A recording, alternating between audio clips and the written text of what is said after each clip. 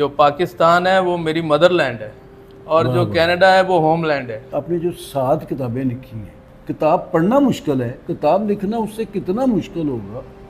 मेरे उस्ताद सईद बदर मरहूम वो इमरोज़ में मैगज़ीन एडिटर थे और उनका तलक भी चुनिया से था, नहीं थे वो। प्रोग्रेसिव पेपर्स के तहत जी, जी। छपता था और पाकिस्तान ट्रस्ट का ये जी, जी, प्रेस ट्रस्ट का हिस्सा था।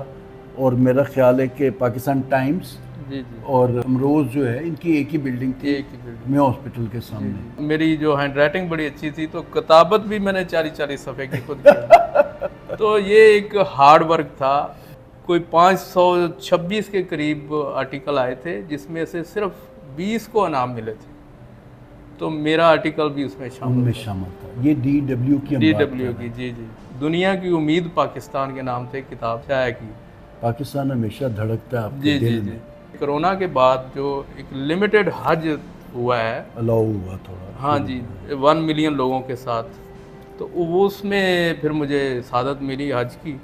मेरी अहलिया भी मेरे साथ थी, तो उसके ऊपर फिर मेरी हाँ, बहुत खूबसूरत किताब थी। छठी उसका किताब बड़ा आई हज बीती के नाम। देखें, हिजरत जो होती है वो अपनी कहानी साथ लेके जाती है, वाह वाह वाह, पीछे भी छोड़ जाती है, आगे भी बहुत कहानी अच्छा। होती है। सैयद इजाज़ गिलानी साहब तशरीफ़ लाए हैं। इजाज़ गिलानी साहब 7 किताबों के मुसन्निफ़ हैं। साहिब किताब होना कहना चाहिए कि ये बड़ी सादत है। अस्सलाम वालेकुम। वालेकुम सलाम। आपको पता नहीं चलता, कभी कनाडा में होते हैं, कभी लाहौर में होते हैं, कभी चूनिया में होते हैं, कसूर में होते हैं, टोरंटो में होते हैं। क्या इतनी सैलानी तबीयत पाई है आपने? भट्ट साहब बहुत शुक्रिया, आपने बड़ा अच्छा सवाल किया है। ये जो हर जगह मेरी प्रेजेंस है ये माँ की दुआ है।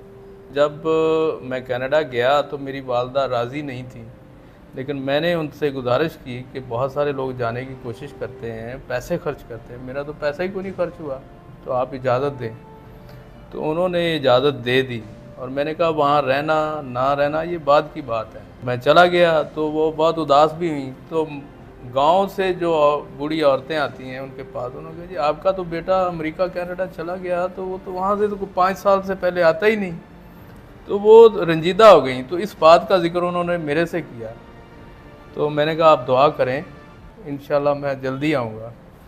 तो 2007 से ये 2025 है, मैं हर साल पाकिस्तान आता जाता हूँ और 6-6 महीने रहता हूँ। तो ये ख़ास तौर पे जो वालदा की दुआ है ये उसी का नतीजा है, वरना वो औरतें बिल्कुल ठीक कहती थी कि 5 साल 10 साल से पहले नहीं आ सकते। आपको मदर भी खींचती हैं और मदर लैंड भी खींचता है, बिल्कुल ऐसे ही है। कनाडा में लोग मुझे कहते हैं यू आर ए कनेडियन, तो मैं उनको कहता हूँ कि जो पाकिस्तान है वो मेरी मदरलैंड है और जो कनाडा है वो होमलैंड है। तो इस तरह उनको तशफ़ी हो जाती है, वो कहते हैं कि जी आप ठीक कहते हैं कि जहाँ आप पैदा होते हैं आप उसको कभी नहीं भूल सकते। आपके बारे में ये कहा जाता है कि आप शुरू से ही वो लिखने पढ़ने के उस शौक़ में गलता हैं, उस शौक़ में आप भागे दौड़े फिरते हैं। 1980 में आपने चूनिया में बुनियाद रख दी अदबी तंजीम की। वो क्या पस मंज़र था? क्या वालिद साहब और वालिदैन इस तरह से? नहीं, ये तो मेरे वालिद साहब इतने ज़्यादा पढ़े लिखे नहीं थे, लेकिन एक शऊर एक और चीज़ होती है, जो स्कूल जाना डिग्रियां लेना वो और चीज़ होती है। लेकिन अल्हम्दुलिल्लाह उन्होंने हमें पढ़ने की तरफ राग़ब किया और बड़ी इनकरेजमेंट की। तो ये जो मेरा अखबार पढ़ने का, बच्चों का जो इमरोज़ था उसमें जो कहानियाँ आती थी, ये नेचुरली होता है, आपके साथ भी हुआ होगा। तो लिटरली वो जो 25 पैसे वाली कहानियाँ थी, जो हमें स्कूल के लिए पैसे मिलते थे 25 पैसे, तो वो एक उस वक़्त माहौल था। बच्चों का बाग, बच्चों की दुनिया, तालीम व तरबियत, आपने नौ-निहाल। बच्चों का खुद मैगज़ीन शुरू कर दिया 83 में। कितनी उम्र थी आपकी? मेरी उम्र कोई होगी 17 साल। और आप 17 साल का नौजवान एडिटर बन गया और उसका मैदान भी जो है वो बच्चों का गुलिस्तान रखा आपने। और फिर हाँ जी, गुलिस्तान नाम से ये कसूर में पहला और आखिरी मैगज़ीन था। आखिरी क्यों? आखिरी की उसके बाद किसी और ने ये डेक्लेरेशन ले लिया और आजकल अखबार के नाम से छप रहा है, क्योंकि हम डेक्लेरेशन ज़ियाउल हक का दौर था तो ये खासा मुश्किल था डेक्लेरेशन, लेकिन फिर हमने बाद में उसको साहिल रंग के नाम से डेक्लेरेशन लिया। उसको हमने बच्चों के और नौजवानों के मैगज़ीन के तौर पे चलाया, क्योंकि खाली बच्चों का जो था ना, हमें लगा कि उनके लिए तहरीरें लिखना। बच्चे बड़े होते जा रहे हैं, आपने जी, ये जी। सोचा कि बच्चे बड़े हो जाते हैं, और फिर आप पंजाब यूनिवर्सिटी आ गए जी, जी। उर्दू अदब करने के लिए। जी जी जी तो फिर आप NGOs भी चलाते रहे, आप मंशियात के ख़िलाफ़ भी काम करते रहे, आप कहानियाँ भी लिखते रहे, कहानियाँ सुनाते भी रहे, अभी भी कहानी सुना रहे हैं। बिल्कुल। तो मुझे ये कहानी बताएं कि आपने जो 7 किताबें लिखी हैं, जी और वो 7 आजकल तो एक किताब नहीं पढ़ता बंदा, आपने 7 लिख दी। किताब पढ़ना मुश्किल है, किताब लिखना उससे कितना मुश्किल होगा। तो आप ये काम, पहली किताब कब आई? 2005 में आई, लेकिन किताब लिखने के लिए आपको तो मेरे से ज़्यादा पता है कि पढ़ना ज़्यादा ज़रूरी होता है। हाँ। तो मेरा एक शौक़ था, बेसिकली तो जर्नलिज़म शौक़ था। मेरे उस्ताद सईद बदर मरहूम, वो इमरोज़ में मैगज़ीन एडिटर थे और उनका तलक भी चुनिया से था। अच्छा। तो उन्होंने वहाँ टॉप किया था, नामसैद हालात के बावजूद टॉप किया। कोई किताब नहीं थी, उनकी स्टोरी ये थी कि किताब वो मांग के पढ़ते थे, इतनी गुर्बत थी या इतने वसाइल नहीं थे। तो वो फिर पंजाब यूनिवर्सिटी आए, वहाँ उन्होंने उर्दू किया और मैं उनकी शागिर्दी में आ गया। ये जर्नलिज्म शुरू किया? जर्नलिज्म शुरू किया है। रोज़नामा इमरोज़ के वो मैगज़ीन एडिटर थे, उन्होंने बहुत सारे नंबर, रहमतुल आलमीन, शाह हुसैन नंबर, और फिर यानी एक नंबर्स का जो जुमा मैगज़ीन था वो उन्होंने स्टार्ट किया था। ये बानी थे, प्रोग्रेसिव पेपर्स के तहत जी, छपता था, और पाकिस्तान ट्रस्ट का, ये जी, जी, प्रेस ट्रस्ट का हिस्सा था। और मेरा ख्याल है कि पाकिस्तान टाइम्स जी जी और अमरोज़ जो है, इनकी एक ही बिल्डिंग थी, एक ही बिल्डिंग। मैं हॉस्पिटल के सामने। और मुझे याद है कि मेरे मैगज़ीन में उनके जो मेरे आर्टिकल छपते थे, एक 10 रुपए का एक चेक भी मिला था मुझे। वाह वाह वाह वाह, वो तो आपने, अच्छा वो उस पुरानी- वक्त कैश कर लिया होगा। पुरानी उस वक्त बात है। पैसों की ज़रूरत होती जी, थी, जी, आज का दौर होता तो स्कैन करके रख लेते। तो उसके बाद ये है कि मैंने टाइम्स, न्यूज़वीक, चाइना के जो उर्दू मैगज़ीन थे, इंग्लिश मैगज़ीन थे, वो मैंने बाकायदा लगवाए हुए थे। ये काम मैंने चूनिया में बैठ के किया है। और फिर जितनी रसाले की मैगज़ीन की प्रोडक्शन थी वो मैंने खुद की है, सीखी है। और मेरी जो हैंड राइटिंग बड़ी अच्छी थी, तो किताबत भी 40 सफ़े की खुद की है। तो ये एक हार्ड वर्क था जो अल्लाह ने हमसे इसको कहते हैं वन मैन गन। जी जी। A to Z आप खुद ही करते रहे। ये जो पहली किताब थी आपकी, वो सरज़मीन खाको खून, सरजमीन खाको खून, ये सफ़रनामा था ईरान और इराक का। तो ये सफ़र मैंने 1996 में किया, जब आपसे मुलाकात हुई थी। तो उससे पहले मैं ये सफ़र कर चुका था। अच्छा। और ये किश्तवाड़ फैमिली मैगज़ीन जो नवाए वक्त का था, वहाँ मैं कुछ अर्सा काम भी किया। तो उस दौरान ये किश्तवाड़ वहाँ शाया हुआ, फिर मैंने इसको किताबी शक्ल में शाया किया। दूसरी किताब कौन सी थी? दूसरी किताब, बल्कि 4 इकट्ठी किताबें, कोरोना की बरकत से क्योंकि मैं उन दिनों पाकिस्तान में था, कनाडा में नहीं था। तो मेरा जितना काम मैंने मैगज़ीन में किया हुआ था, उसमें जो मेरे इदारिये थे, जो मेरे मज़ामीन थे, और मैंने कुछ प्राइज़ विनिंग जो आर्टिकल थे वो लिखे थे, जिसमें एक वॉइस ऑफ जर्मनी का एक ऐसा इंटरनेशनल ऐसे राइटिंग कंपटीशन था जिसका उन्वान था what are the expectation from unified Germany. मुतहदा जर्मनी से आपको हुए थे। वाबस्ता जो तवक्कुआत हैं उसके ऊपर लिखा, दीवारें बर्लिन गिर गई थी उसके बाद। तो वो ड्यूचे वेले ने ये करवाया था। हाँ। और ये इंटरनेशनल था, इसमें पंजाबी, बंगाली, उर्दू और इंग्लिश के अलावा कुछ और भी ज़ुबानें थीं। कोई 526 के करीब आर्टिकल आए थे, जिसमें से सिर्फ 20 को इनाम मिले थे। तो मेरा आर्टिकल भी उसमें शामिल था। ये DW की DW की, जी जी। अच्छा जी, तीसरी किताब? तीसरी किताब यानी ये आर्टिकल हो गया, अदारिया हो गया। उसके बाद मैं कॉलम लिखा करता था बूंदा बांदी के उन्वान से, वो उसमें मज़ाहिया था सारा वो मैगज़ीन में। फिर उसके बाद जब मैं कनाडा गया तो वहाँ के अखबारात में भी मैंने पॉलिटिकल सोशल कॉलम लिखे। तो उन सब को मैंने इकट्ठा करके दुनिया की उम्मीद पाकिस्तान के नाम से किताब शाया की। पाकिस्तान हमेशा धड़कता है आपके जी जी दिल जी, में। क्योंकि वहाँ जो लोगों से पाकिस्तान का जो सॉफ्ट इमेज मैंने डिस्कस किया था, तो वो एक मेरी जिम्मेदारी थी कि हम जिस मुल्क में पैदा हुए हैं वहाँ उसका सॉफ्ट इमेज कनाडा में जो उसको बढ़ाया जाए और बेहतर किया जाए। फिर उसके बाद एक है बातों के रंग, ये आपकी चौथी किताब। चौथी किताब। इसमें ये था कि जितने बड़े लोग थे जिनके इंग्लिश अखबारात में इंटरव्यू छपे थे, उनको हमने उर्दू में करके या पंजाबी में जो रेडियो पे इंटरव्यू चाह रहे थे जो ज़ाया हो रहे थे, क्या बात है। उनको हमने रिकॉर्ड किया, उनको लिखा, जिनमें नामवर लोग अहमद नदीम कासमी, अताउल्लाह कासमी, बहुत अच्छा। अमजद सलाम अमजद और बहुत सारे फनकार जो हैं, बहुत अच्छा किया। और हुसीना मोइन जैसी जो नामवर ड्रामा राइटर हैं।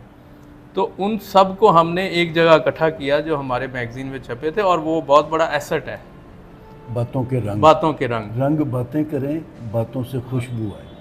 वाह, बहुत इसके बाद चौथी जो कोरोना के दौरान, यानी पांचवी तो पहले हो गई ना, ये अच्छा। 4 कोरोना की जो प्रोडक्शन थे अच्छा अच्छा उसमें था दूर के ढोल सुहाने। अच्छा। तो ये कनाडा में जो मैंने मकतूब लिखे थे वहाँ की लाइफ के बारे में, लोगों से जो मेरे इब्तदाई ये भी किताबी साल थे, शक्ल में आए? ये भी किताबी शक्ल में। अच्छा। तो ये 5 किताबें हो गई। उसके बाद फिर मुझे कोरोना के बाद जो एक लिमिटेड हज हुआ है, अलाउ हुआ थोड़ा। हाँ जी, 1 मिलियन लोगों के साथ, तो वो उसमें फिर मुझे सादत मिली हज की। मेरी अहलिया भी मेरे साथ थी, तो उसके ऊपर फिर मेरी हाँ, बहुत खूबसूरत किताब थी। छठी उसका किताब बड़ा- आई, हज बीती के नाम बड़ा से। अच्छा फंक्शन उसका हुआ, हाँ। मैं शरीक था उसमें। तो ये शाह जी की किताब आई है नई, कनाडा कहानियाँ। एक तो मुझे बड़ा इसका नाम बड़ा अच्छा लगा, पोइटिक सा है। इसमें अगर की भी हो जाता कनाडा की कहानियाँ तो भी पोइटिक ही रहता, लेकिन आपने कक कनाडा कहानियाँ क्या है सर इसमें? मैंने तो देखा और मुझे लगा कि ये कैनेडियन पाकिस्तानियों की और वो इमिग्रेंट्स जो कनाडा में आए हैं उनकी कोई आप बीती हैं। मैंने एक आध कहानी का ज़रा जायज़ा लिया है और अभी मज़ीद पढ़नी है। शाह जी ने आज ही मुझे गिफ्ट किया जी, हक तो बनता है कि मैं इसको बाद में पढ़ के सही तरह से तबसरा करूं। फ़िलहाल शाह साहब से पूछते हैं कि शाह साहब कनाडा कहानियाँ क्या हैं? ये बेसिकली मुझे 20 साल हो गए हैं कनाडा में। ये वो कहानियाँ हैं जो 20 साल में मैंने अपने पास मुख्तलिफ लोगों से वक्फे से जो मैंने कंपाइल की हैं।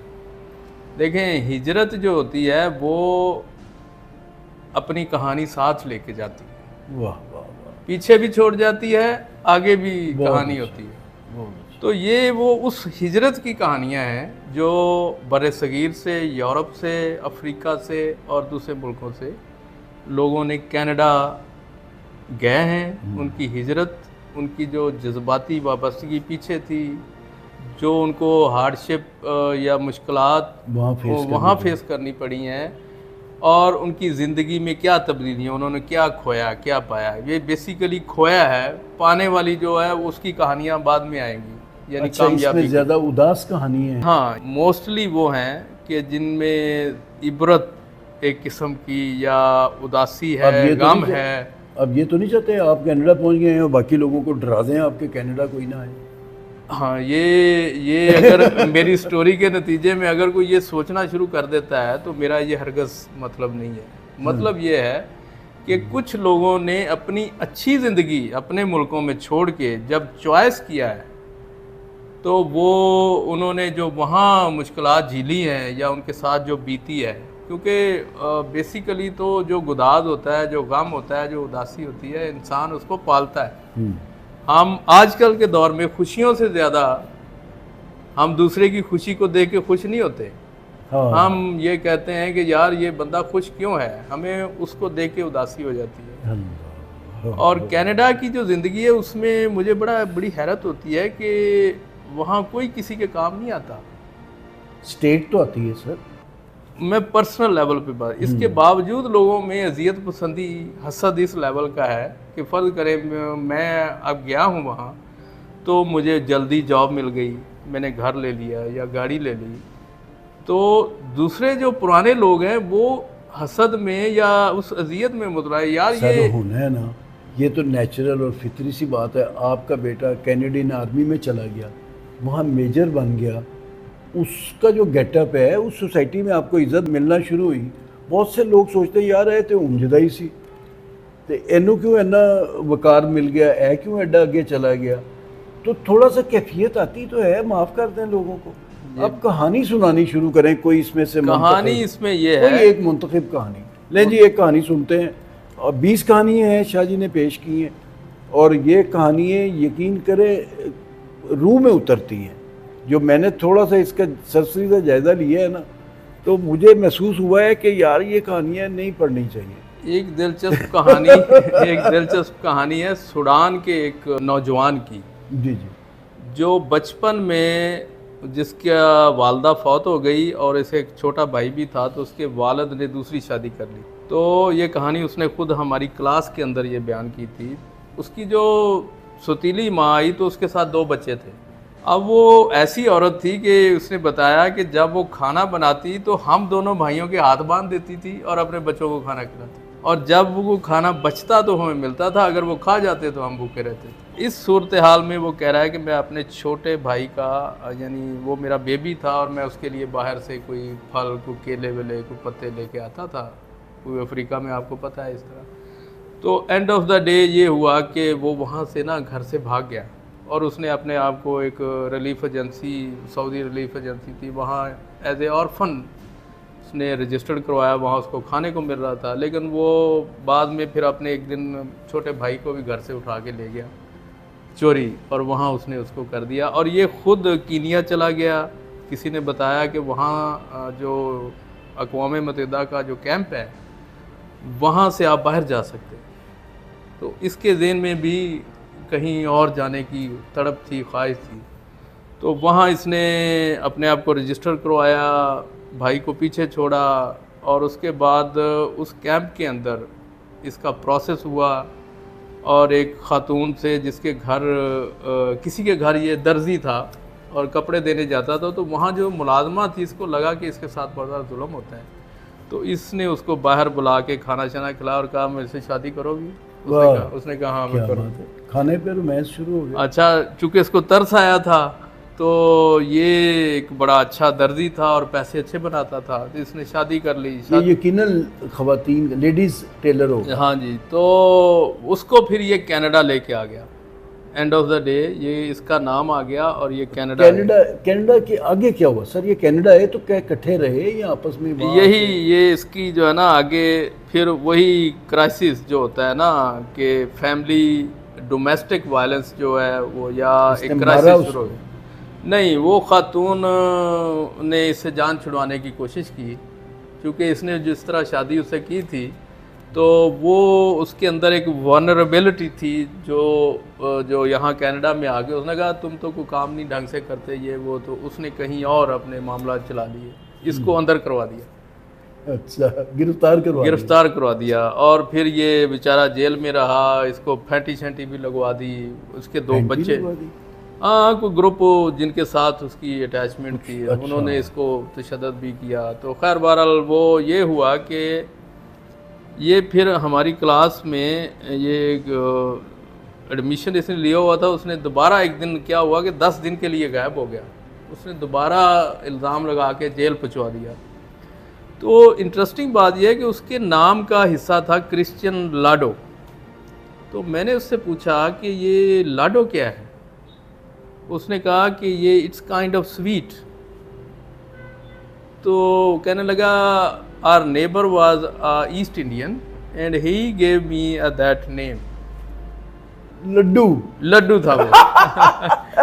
तो मैंने कहा जालम ये तो लड्डू है। कह रहा है यस यस यस। तो मैं कुछ दिन बाद मैंने 1 पाउंड लड्डू लिए दुकान से, और मैंने उसको कहा, क्लास को मैंने कहा ये देखें, ये इसके लास्ट नेम है।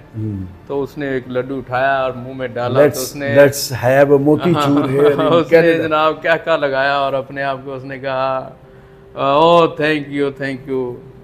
तो आज आज हम तुम्हें खा गए हैं। हाँ, पहले तो तुम्हारी उस बेगम बेगम तो ने खाया था। वो उसकी हिचकियां बंद गई थी ये बताते हुए कि मेरे साथ उसकी जो कहानी सूडान से चलने की और फिर कनाडा आने की और फिर ख्वाब बिखरने की, उसने मुझे बताया कि औरत उन पर तशद्दुद करती थी। मैंने अपने लॉयर को भी बताया, लेकिन उसका कुछ नहीं हो सकता था, क्योंकि ख़वातीन को जो है ना, वो अगर गलत भी इल्ज़ाम लगा दें तो उसके ऊपर ज़ीरो टॉलरेंस है, गवर्नमेंट हरकत में आती है। और इस तरह की कई कहानियाँ हैं डोमेस्टिक वायलेंस। क्या सोचता है, तो आपने कभी पूछा उससे कि होना आराम है? आराम क्या, वो कह रहा है जी बर्बाद हो गया मैं, इससे तो अच्छा था मैं यहाँ ना आता। बहुत बहुत अफसोसनाक और दर्दनाक कहानी है। हम आगे चलते हैं, किसी और कहानी की बात करते हैं। आज का प्रोग्राम ताकि बहुत लंबा ना हो जाए, हम कोशिश करेंगे कि एक आध कहानी और सुन के तो आज की ये पॉडकास्ट जो है वो उसका इख्तिताम करें। मैं ज़रूर चाहूँगा कि वो दोस्त जो कहानी से दिलचस्पी रखते हैं, शाह साहब का स्टोरी टेलिंग का अंदाज़ भी बड़ा अच्छा है। आजकल तो फ़न है, बड़े बड़े लोग बताते हैं कि अगर कारोबार करना है तो आपको कहानी सुनानी आनी चाहिए। जी शाह जी, अगली कहानी कौन सी है? अगली कहानी ये एक फ़िलिपीनी खातून की है, वो भी हमारी क्लास में थी। तो ये क्लास क्या मतलब? क्लास से मुराद ये है कि मैंने वहाँ कम्युनिटी सपोर्ट के अंदर 1 साल का जो पोस्ट ग्रेजुएट डिप्लोमा होता है वो मैंने किया था। उसमें मुख्तलिफ कम्युनिटी सपोर्ट डिप्लोमा आपने किया। हाँ जो 1 ईयर का था। 1 ईयर का अच्छा। था। तो उसके अंदर एक बड़ा अच्छा एक प्लेटफॉर्म था कि आप ये वो उस तरह का नहीं था जैसे वो माइंड योर लैंग्वेज। अच्छा चलिए बताइए फिर। अच्छा, वो उसने बेसिकली जो क्लास के लोग थे ना, स्टोरियाँ शेयर करते थे, फिर उनको ज़रा उनके अपनी ज़ुबानी जो होती है ना वो होती है, बजाय इसके कि आप ये कहें। तो उस खातून जो थी, उसके जो वाले साहब थे, वो अपनी बेटी की तरफ से उन्होंने कलमी दोस्ती किसी के साथ शुरू की। बुनियादी तौर पे वो एक प्रोग्राम मोहब्बत का चला रहे थे वाले साहब अपनी बेटी की तरफ से। तो वो कहने लगी कि अचानक वो मेरे वालिद ने एक दिन कहा कि तुम्हें ना फ़लाँ टाइम पे फ़लाँ जगह जाके किसी फूड स्टोर पे, मैकडोनल्ड पे, तो तुमने एक शख्स को मिलना है जो तुम्हें मिलने आ रहा है और तुम उससे की मोहब्बत में गिरफ़्तार हो और वो तुमसे शादी करना चाहता है। अच्छा। तो कह रही है मेरे लिए तो ये बड़ी हैरत और बड़ी यानी शॉकिंग बात थी। तो मैंने कहा मैं तो नहीं करूँगी। तो मेरे वालिद साहब ने एक थप्पड़ लगाया ज़ोर का। अच्छा।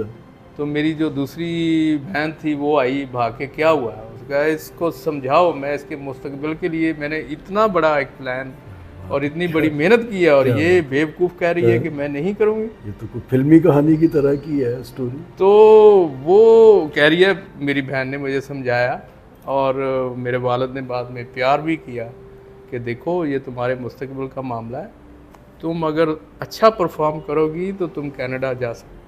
तो कह रही है मुझे समझ आ गई। फिर मैं उस शख्स से मिली। मेरे वालिद जो थे वो दूर बैठे टेबल पे देख रहे थे मेरी एक्टिंग, और उसने एक जो स्पेशल बात बताई, उसने कहा जब हमारे यहाँ फ़िलिपीन में जो बर्गर खाया जाता है वो उसी रैपर के अंदर खाया जाता है।